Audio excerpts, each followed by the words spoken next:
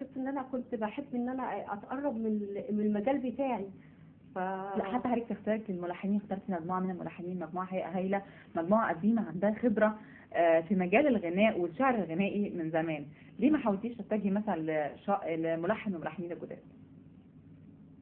هل بقى فرق الخبرة، خفتي من فرق الخبرة، ولا انت اكتسبتي اوريدي خبرة من العمالقة اللي اشتغلتي معاهم؟ لا انا كنت بشتغل صحفية، فكان الريبورتاج بيجي على الناس اللي هم المشاهير جدا.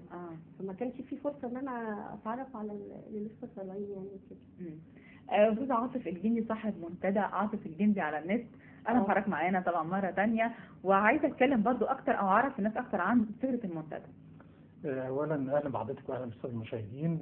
المنتدى كانت الفكره ان كيف يتواصل الانسان مع هذا الفضاء الالكتروني، الفضاء نقول الوهمي، هو وهمي في الحقيقه، ولكن او بنسميه ممكن نسميه افتراضي، هو فضاء افتراضي، لقاء افتراضي. انت بتتقابلي مع مبدع من سوريا او من العراق او من مصر، يمكن ما تعرفوش، يمكن ما قابلتهوش.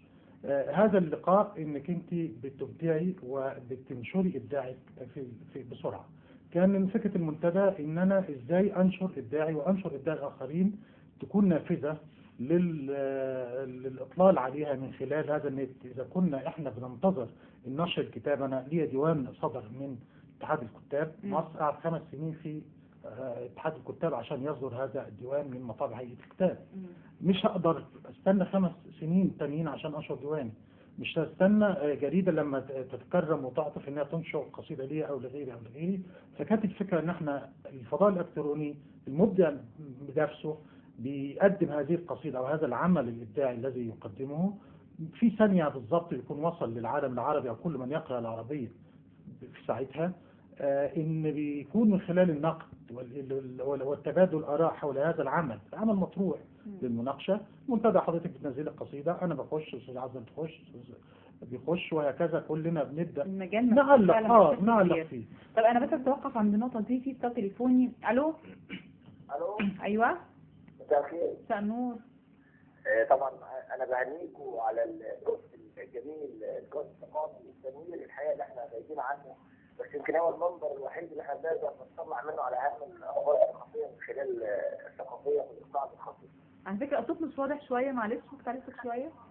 بقول لحضرتك انا بهنيكم على الشغل الجميل اللي انتم بتعملوه ده. ميرسي حضرتك قوي.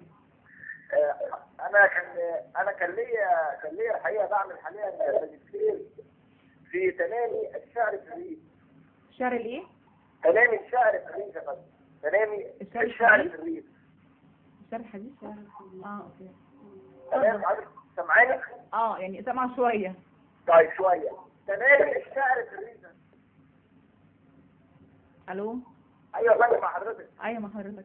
هو ده بتكلم الموبايل فالصوت مش مظبوط. انا بتكلم بره برضه معلش يا باشا. لا مش مشكله، اتفضل. تنامي الشعر في الريف. دلوقتي احنا يا ريت يكون في رساله من خلالكم ان احنا نرجع تاني جذور الشعر للريف، لان دلوقتي الناس كلها يمكن اكثر من 80% على راسهم عبد الرحمن الابنودي خرجوا من رحم الريف، لكن دلوقتي كل الناس عندنا الريف. فطبعا يعني احنا نتمنى من خلال حضرتك يكون في رساله نعود بها تاني الى الريف، سواء من خلال قصور الثقافه اللي هي عليها جهد كبير جدا يمكن مش مأديه دورها على اكمل وجه. ده احلى شعر الريف. ده احنا حبينا عبد الحليم من قصائد عبد الرحمن الابنودي. بالظبط. وطبعا احنا طبعا يعني بنبعت سلام للشاعر الكبير عبد الرحمن الابنودي، وربنا يشفيه يا رب. يا رب ان شاء الله يا رب. فاتمنى ان حضرتك احنا يكون قصور الثقافه لها دور اكتر، لان انا شايف حتى الميزانيه بتاعتها ميزانيه ضئيله جدا وما يمكن ما لهاش اي جهد. طبعا الشعر ده تراث لازم نحتفظ بيه طبعا. حضرتك معاك حق طبعا ان شاء الله. شكرا يا فندم. شكرا لحضرتك. ميرسي حضرتك قوي. عاطف نكمل كلامنا ولا ليك تعليق على لا اولا انا ليا تعقيب. انا بشكر السيد المتصل يعني بالبرنامج. الشعر الريفي هو شعراء ريفيون يكتبون عن الريف، ويمكن لحسن الحظ انا راجل ريفي واكتب. لو اغلبهم كان بيبقى غير متعلم، يعني حضرتك متخيل ان الشعر اللي خارج منهم ده احساس ما صعب التواجد فعلا في اي شعر تاني. بيبقى شعر مختلف، احساس مختلف، بيئه مختلفه. لا انا عاوز اقول بس مش شرط ان هو مش متعلم مع حضرتك. لا هو بيتناول، هو راجل ريفي مثلي بيكتب عن الريف او يكتب عن الحياه الريفيه التي يكتب عنها. انا عاوز ارجع بس للمنتدى، وكان فكره المنتدى كما